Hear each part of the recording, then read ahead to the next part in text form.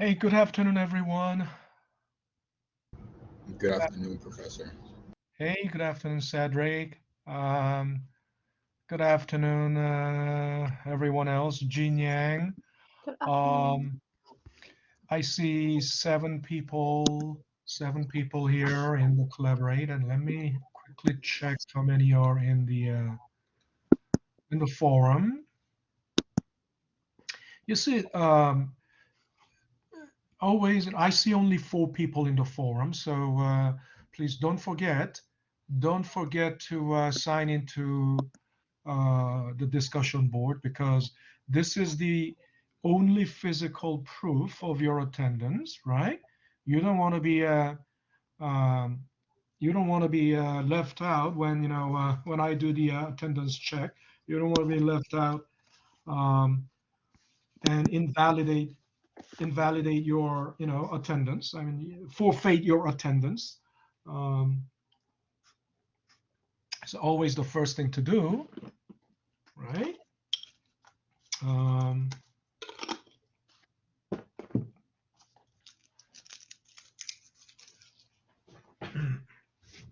So please sign into the discussion board. Don't forget to do that. All righty, I think I have almost everything. So now another thing. The cutoff line for late cutoff line for late is 10 minutes for 1 hour class, 20 minutes for 2 hour session. Okay. On Monday we meet. It's 2 hour session. So if your record, if your time stamp is after 20 minutes 20 minutes past the hour, you will marked as late, right? But on Wednesday, if your timestamp is 10 minutes past the hour, you will be marked late. Okay, so some students join the session, uh, at any time, or they think it is okay to join it at any time, uh, at their own whim. But you can't. That cannot be if you are less than 85% of the time. If you are less than in the session, less than 85% of the class time, then that cannot be accepted as uh, present. I mean, or on time. Okay. So for students who are, I mean, you guys are already here, so you are, very dependable students. That goes without saying. But the people who are joining like 20 minutes late, they cannot be given, full recognition for attendance. Now, so we have in our last class, our this is our last. One good thing about the okay, one good thing about online session is that it can be recorded and posted, so you can always you see, I always post, right?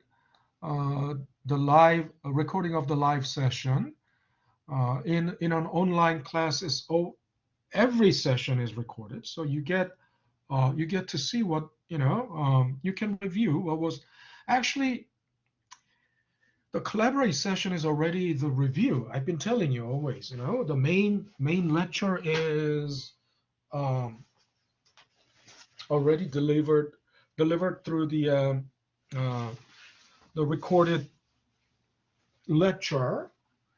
Um, so whatever is grayed out, you have that's already passed. That's already past lectures, and you should be caught up all the way to this by today. Okay, so that's the main lecture. And the collaborate session is a review because we cannot rely on the collaborate session because it takes too much time, right? We have very limited time and Collaborate session will always fall behind our schedule.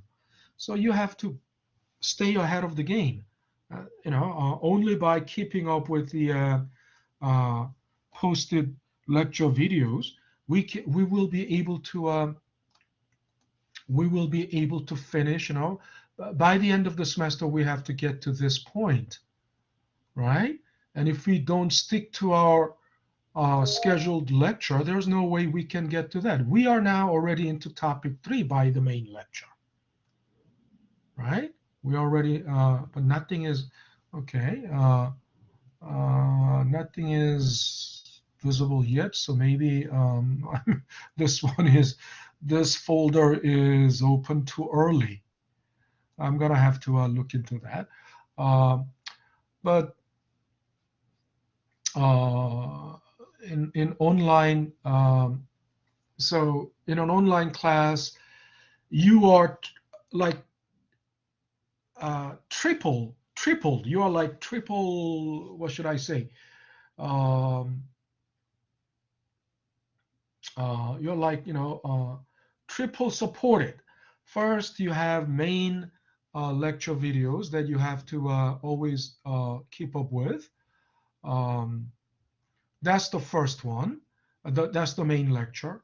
And through the Collaborate session, um, um, what your understanding will be reinforced, right? What you learned from the main lecture will be reinforced, right? And solidified and reinforced.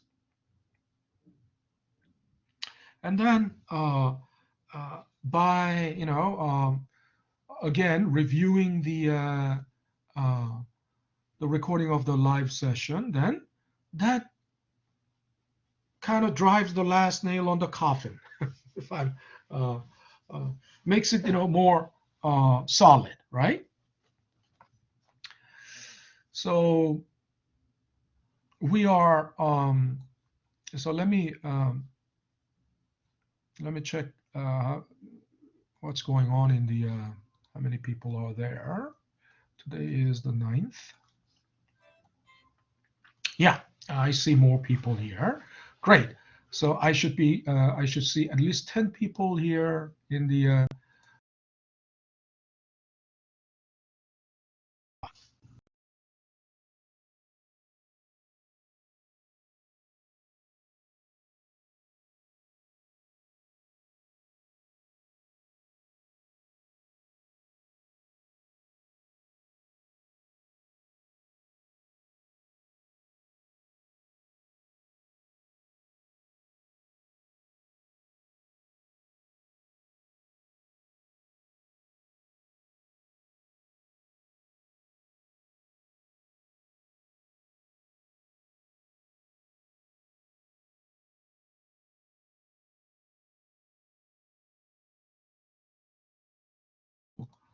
oh, I'm sorry.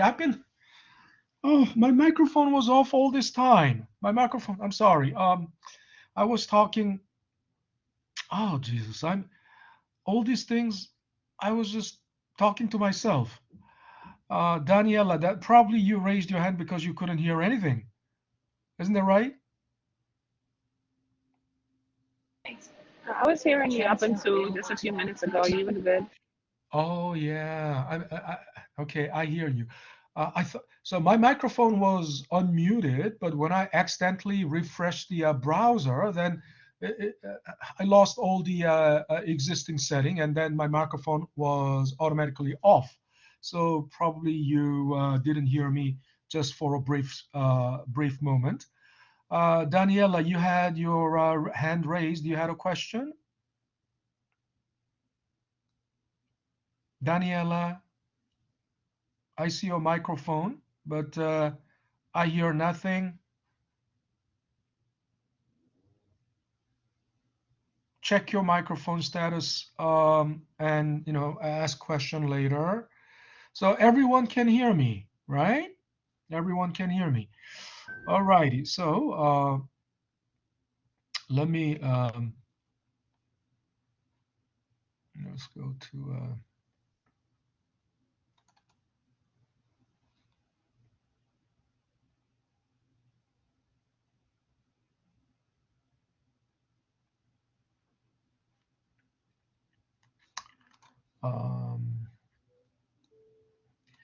the one that I used, Monday 436. This must be it. This was what? Okay. And how come I see nothing? Where is anything? Oh, yeah, yeah. Okay. So, Professor, I have a question. I'm sorry yeah, before we yeah. get started. Okay, In go the ahead. syllabus, it says that we have to have a quiz. I was just wondering when that quiz was going to take place. Oh, doesn't it, in the announcement, didn't you okay, quiz one, there's an announcement. Yeah, it will be available from Friday, 12 a.m. Friday, right? So you Okay, have so a next 3-day window. week. 3-day window. It's not visible just yet. It will become visible on Friday. So these are, that's already past this grade out. It's already, and then it's there. It's there. But it will be available from after March 18th, 12 a.m. Okay. Again, as I said, uh, you must keep up with the main lecture because uh, you if you just rely on the collaborate session, you cannot do it because it's based on the assumption, the quiz one is based on the assumption that we are done with topic two. And then we are done with topic two, of course, by the main lecture. By the main lecture. Okay? And if you're not studying the main lecture, in other words, if you're not staying ahead of the game, then you cannot keep up with it, and you cannot do the quiz one. Okay, and so if you are taking a very laid back attitude, or if you're taking laid back attitude or lazy stance, then you will always fall behind the game. You will always fall behind the class. Okay, so stay ahead of the game all the time. Now, so in our last class, we were talking about the balance sheet, right? We started on the balance sheet, and then we talked about what balance sheet, the goal of the balance sheet is, which is basically describing the capital structure. It's basically detailing describing the details of the capital structure, because on the asset side, we talked about what's on the asset side. Mainly, it is physical the fixed assets. Of course, think about it. Manufacturing, in case of manufacturing, fixed assets is a big part. Fixed assets is a big part because there can be no manufacturing without physical assets, physical capital like plant and equipment, building and land, and things like that.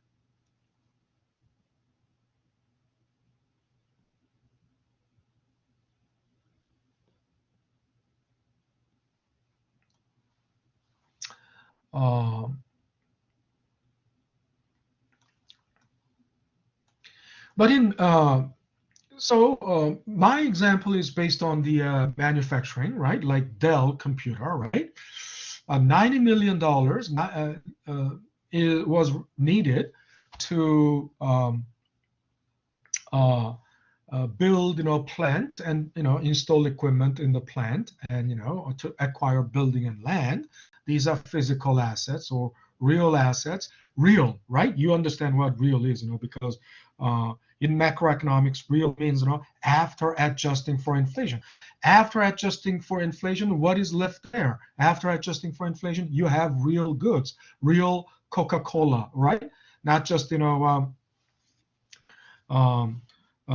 goods, real, So real assets, non-current assets, physical assets, fixed assets, right? And then you need $10 million for working capital. Working capital is also called, current assets. Current assets is also called liquid assets. Now, however, in retail has very little. Retail doesn't have very small fixed assets, right? Instead, retail has a lot of, think about it. Retail doesn't have plant and equipment, but retail has a lot of inventory.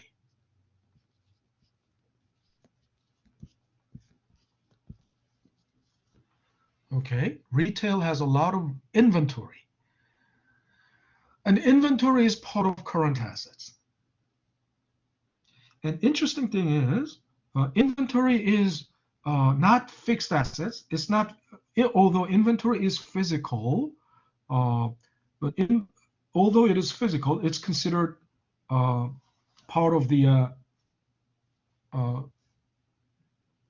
current assets or liquid assets, because inventory can be easily liquidated, right? It can be easily turned into cash.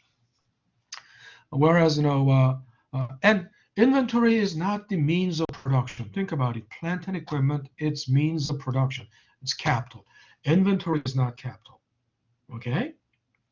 Inventory is not means of production. So we understand, 90% capital, in this example, the capital structure is 90% equity. I'm sorry, not 90% equity here. Let's see. So next question is 90%, 90 million is in the fixed assets, 10 million current assets. But the liabilities and equity side is basically explaining where that 100 million came from, right? And 60% of that 100 million came from equity, 40% came from debt, right? And then that's why the liabilities and equity side is basically the showing source of the capital. It's what shows, a source of the capital.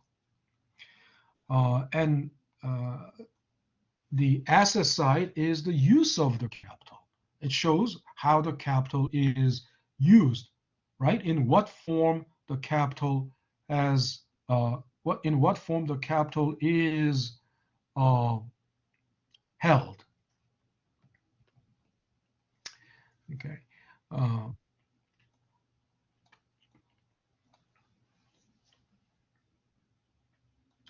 So total assets, and we defined what assets are, right? We can define assets as what you own, liabilities as what you owe. But again, you need to, when I say what you owe, we have to consider that as the company, right? Because if you consider that as the owner, look, assets, of course, the assets are what you own, liabilities are what you owe, but then equity is what you own, free of debt. So this kind of own versus owe dichotomy, right? It cannot hold. The dichotomy cannot hold. If you consider you as you, right? Again, the pronoun you, English pronoun you, that's generic you. So it doesn't necessarily mean the second person, right? When we say you, it's not necessarily the second person. It's just, generic you, right? So you have to be careful when you say assets are what you own, liabilities are what you owe. Who is that you? Huh? Not the second person. Clearly, that's not the second person. That actually that means the company. if it is if that you is the second person, then no, I mean, you cannot say own versus owe. You cannot use that dichotomy, right? However, if that you is the company, right? Yeah, company owns the assets, right? And owes the debt and equity to the they owe the debt to the lenders or the creditors. They owe the equity to the shareholders, right? That makes sense. But the company is once again an inanimate entity. The company is only the company doesn't really if they the company doesn't really I mean, the profit, what does the company do with the profit? Uh, the company cannot enjoy the profit because the profit belongs to the shareholders. And company cannot enjoy it because company is an inanimate entity. And I've been telling you, company is nothing but a vehicle. Company is nothing but a vehicle to uh, move the profit to channel the profit to the shareholders, right? So another definition of asset is that it must have income generating power, right? If otherwise, it has no value as an asset.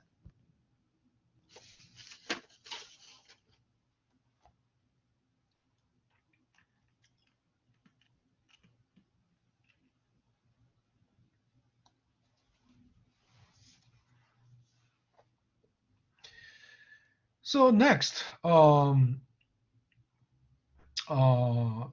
line. Let's take a look at the line items of the. Why did I close that? I shouldn't. I shouldn't have closed it. Not rosters, but.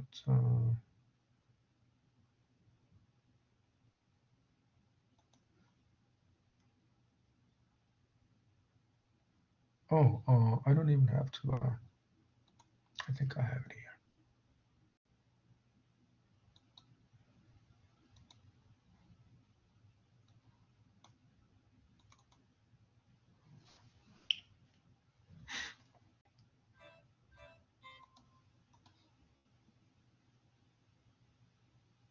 Okay.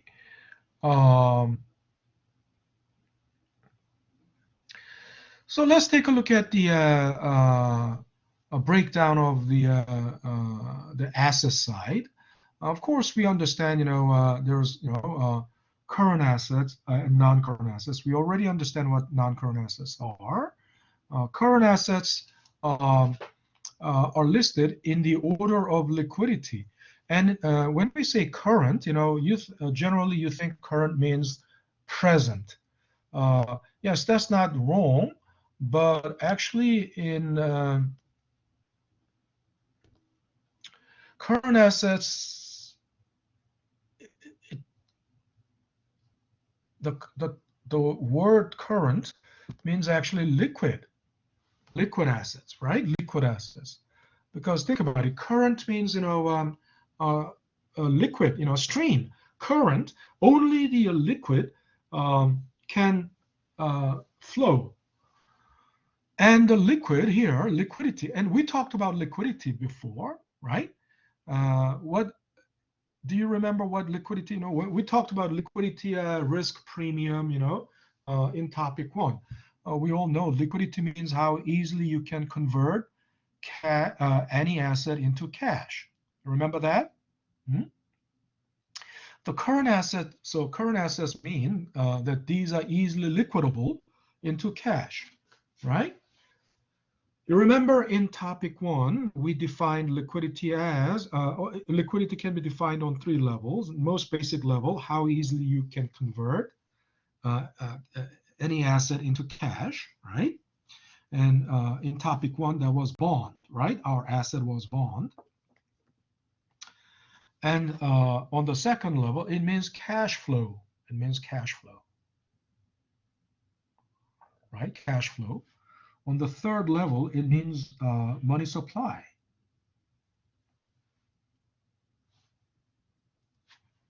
So uh, money supply on a macroeconomic level. Um, but think about it.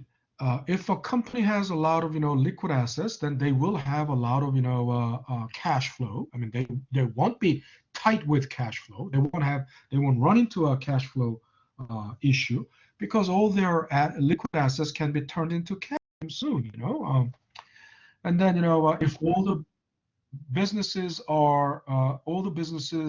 have good cash flow, that means throughout the economy there's a lot of money supply, right? Sufficient money supply.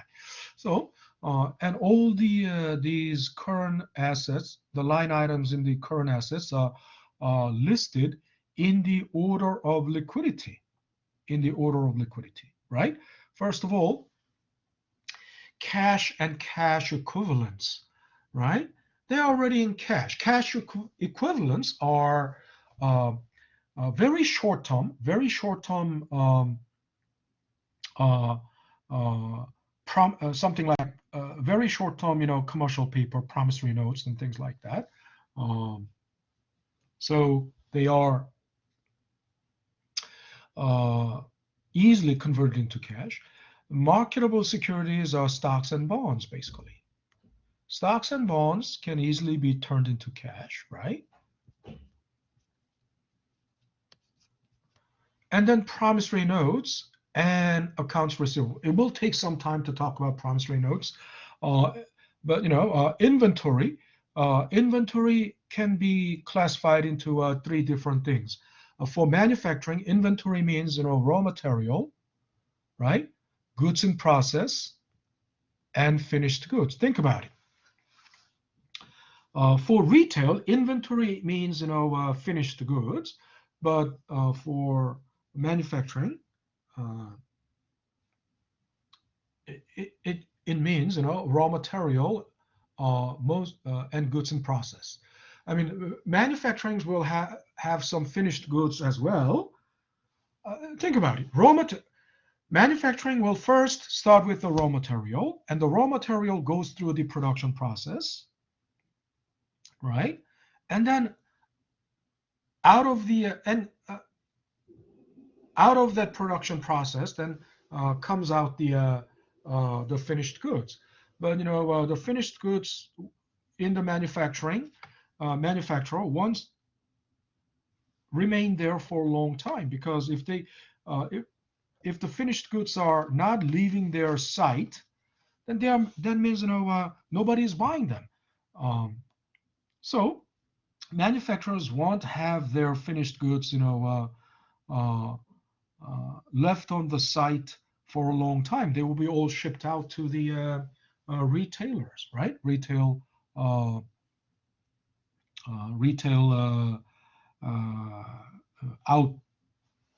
outposts, right? Retail, what do you call it? Retail centers, right? What is a promissory note then? Here, so here's the, I hope you have enough time for that. So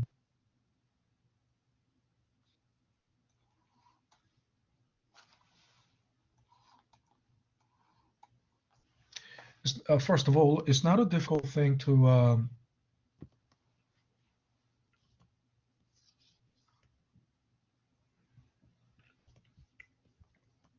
first, raw material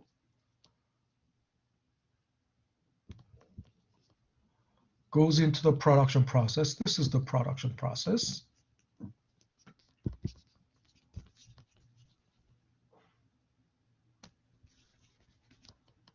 And comes out the finished goods, right? And while it's still in the production process, in other words, while it's still in the production process, it's like a half assembled state or partially assembled state, right? Isn't that right? During the production process, it's still half assembled state.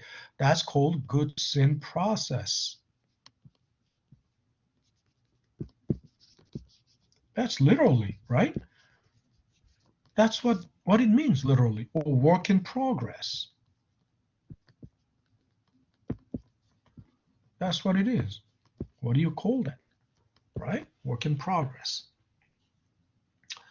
But you have to keep, the dollar value of this, right? The dollar value of the raw material, when it comes out of the production process, the dollar value here will have to be greater than the dollar value here. Make sense? Of course. Because there's, value added by, by putting it through the production process. The finished goods is not just the sum of the parts. Finished goods is more than just the sum of the parts. So there is no added value added, right? And but what's goods in process or work in progress, that's hard to put the dollar value on it, because, but the dollar value on it will have to be not much different from the dollar value on the raw material, although labor has gone into it, but it's not and the capital usage has gone into it, but it's not the finished product yet. So it's hard to put a dollar value, bigger, more dollar value than the raw material. And what is the promissory note? So think about it. When you sell, when the company sells the finished goods, of course, then once this is finished goods comes out, they will have to sell, right? And when they sell, they will have to receive the payment. That's called revenue, isn't that right? When they sell, they receive the payment. It will have to be revenue. But then the revenue can be in either. Think about it. Revenue isn't always cash, isn't that right? Revenue isn't always cash. I mean, there can be because the buyer can pay with cash, too, with a credit card. In B2B, right? Of course, in B2B, still in B2B, they can use credit card, right? 3, with check. And 4, with promissory note.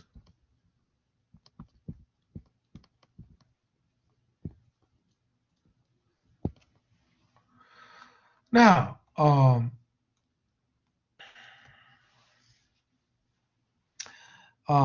from the buyer's perspective, cash is the least preferred, right? And so in preference, right?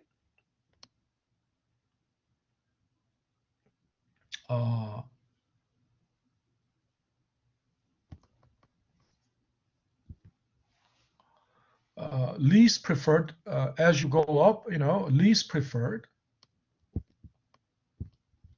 by the buyer. And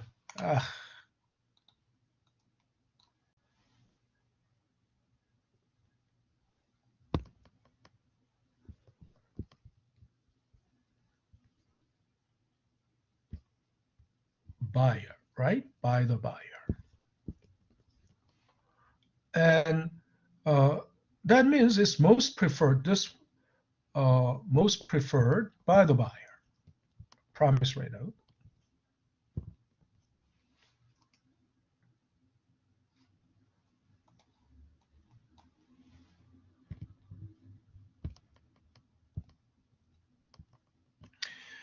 Well, that means obviously then, it's the opposite from the seller's perspective.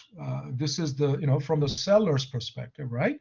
Most preferred by the seller, right?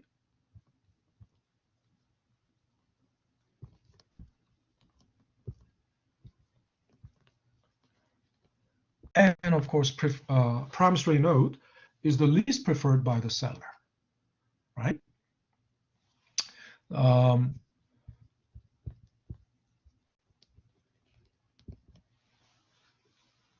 So promissory note is literally a promise to pay. It's a note that says, the buyer promises to pay. But then, So it looks like a check, actually, but it's only used in business to business, used in B2B only, right? It's a B2B thing. Personal promissory note is nothing, right?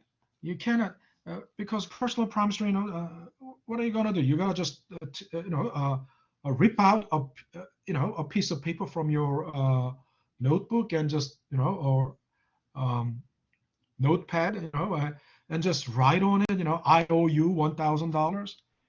Huh? Who's gonna accept it? Who's gonna honor it? Right? So that's in the old days, there were nobody, some personal promissory note only within the family circle, family and friends, and um, personal promissory note carries no weight, right? It's totally a B2B thing. So promissory note looks like a check, right? The only difference is that the it has okay, it looks like a check. The difference is, unlike the check, they have a due date and they will have interest rate on it. Okay. So if Best Buy buys 1,000 computers from Dell, and each, the Model X is $300, right? Remember, and that's called X factory price. In other words, manufacturer's price. They sell,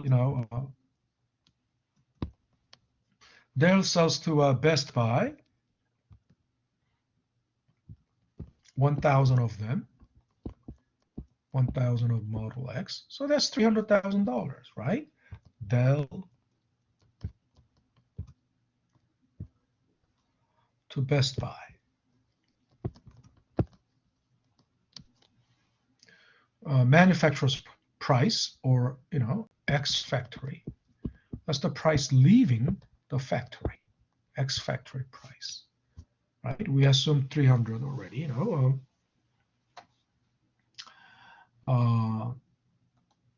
So then they owe, right? Best Buy will owe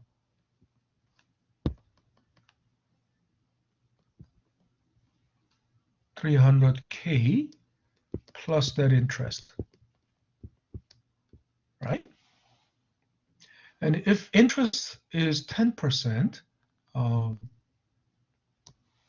course, that's it's always APR, right?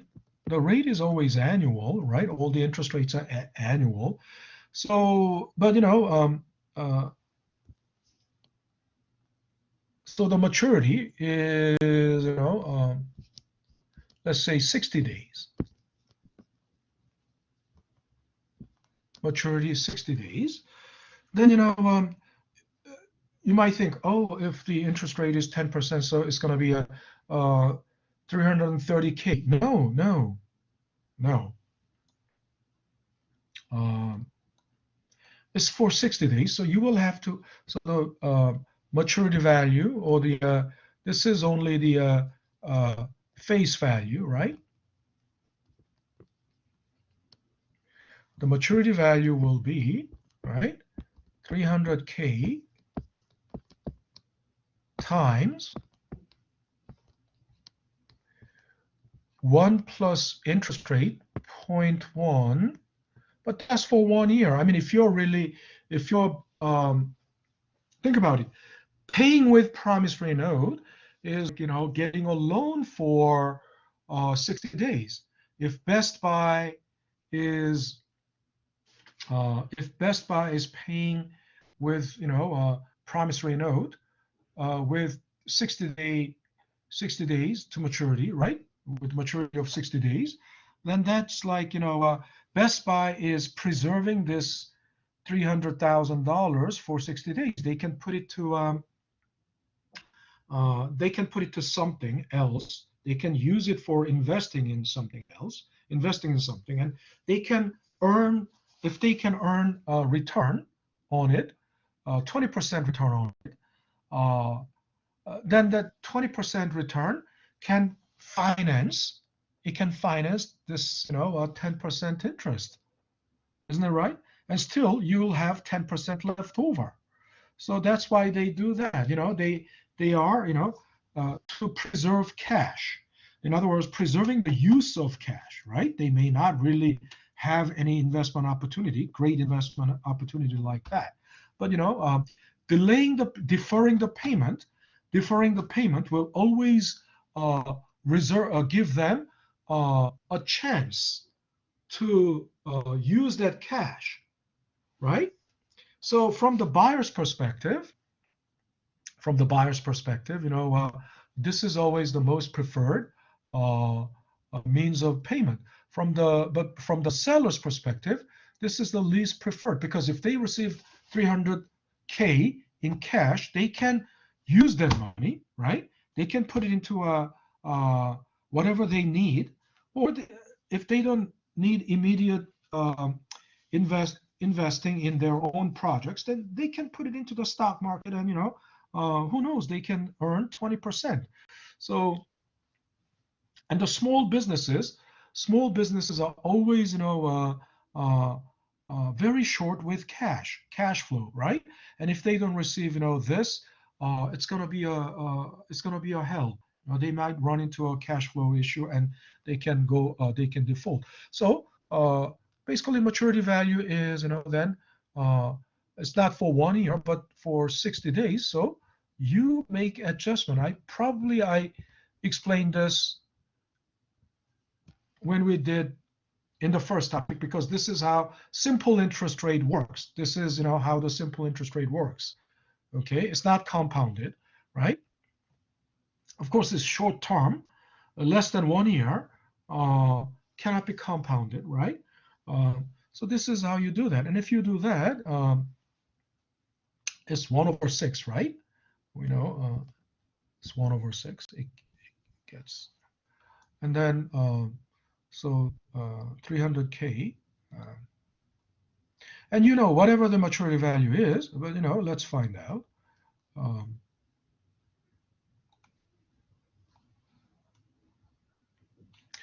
So 300,000 times, come on, open parenthesis. No.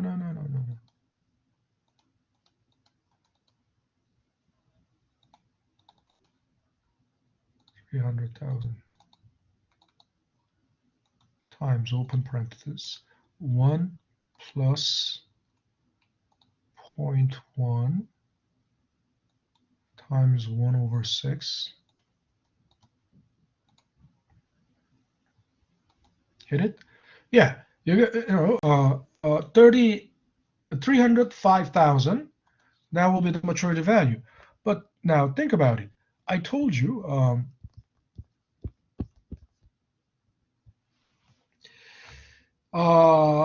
then the seller, Dell has two options. They can hold it to maturity. And present it to Best Buy and collect this, right? Or they can sell it to the bank. They can sell it to the bank even on day 1 or day 2, day 10, or whatever, right? And then that process is called factoring. So most small businesses will factor it. Most small businesses don't have patience, or they don't have enough cash flow to meet their payment obligations, right? Their short-term payment obligations. Their short-term payment obligations are current liabilities, right? Current liabilities are the short-term payment obligations that mature, right, within 1 year. So there are payments that mature, the payment obligations that mature in a week, in a month, or in 2 weeks, or in 2 months. But uh, think about it. When the payment obligation matures in uh, 2 weeks, and you don't 1 week, you don't have any cash to pay that. If you can't pay that, you default. You are defaulting, and that would lead to a bankruptcy. If this continues and piles up, that would lead to a bankruptcy. Now, to prevent that, then what do you need to do? You just don't have cash, but you have liquidity, something like promissory note. So what do? So you take it to the bank and you factor it. Factoring means discounting it. So you can sell it to the bank. Like you have 60-day maturity, but let's say on day 10, right? On day 10, you factor it. And then that means, a simple discount using simple interest rate. And then you will receive. So what's going to remain for the bank will be, if the bank buys it, they will be holding it for 50 days. So then, this amount will be something less than this, right? It will be changed to something. And then the full amount minus, oops. So let's say it came to, with 50 days, it was, 301K. Okay. So then you will receive this when you sell it to the bank. You will receive this. And then the difference, 4K, is what the bank takes for doing this service for you. In other words, they need to get something out of this, right? And the bank will present it on day 60 to the issuer of the promissory note. They collect 305K, so they make 4K out of this, and this is called bank discount.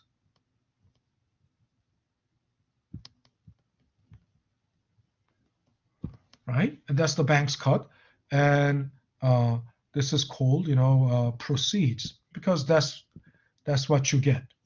Okay. All right, that's factoring. I mean, we are out of time, so we cannot do more about this, but the main lecture has explained fully on this. So all right, so that's it for today. Any questions? Any questions so far? All righty, if you don't have any more questions, then I'll call it a day. Have a great evening, everyone, and I will good luck on your quiz one. I will see you on next Monday. Cedric, do you have any questions? I was going to say have a Cedric? good one. Hmm? Oh, no, I was just saying like have a good one. Okay. I'm sorry, Professor. Thank you. Yeah, Daniela. So the quiz is this Friday or next This Friday. When is it open? This Friday. This Friday. Okay, This thank Friday. you. Look, yeah. I think the date says next Friday. I think you said that it says the 18th. Yeah, you'll check right now. 18th? You'll see. Oh, 18th? Did it say 18th? Okay, let's go to yeah, go by next Friday. Oh, okay, good. We still have time. Next Friday. So we'll have time to talk more about the factoring, then good. All right, next Friday. Go by this. Okay? Go by this. Definitely, right? And then assignments, let me make sure. And so I'm guessing the quiz is going to have an emphasis on factoring? Yeah, look, March 18th. March 18th. Okay. All right. So Thank you. I need to revise this. Somehow the wording is wrong there. Okay. All righty. Have a great afternoon, everyone. So I'll start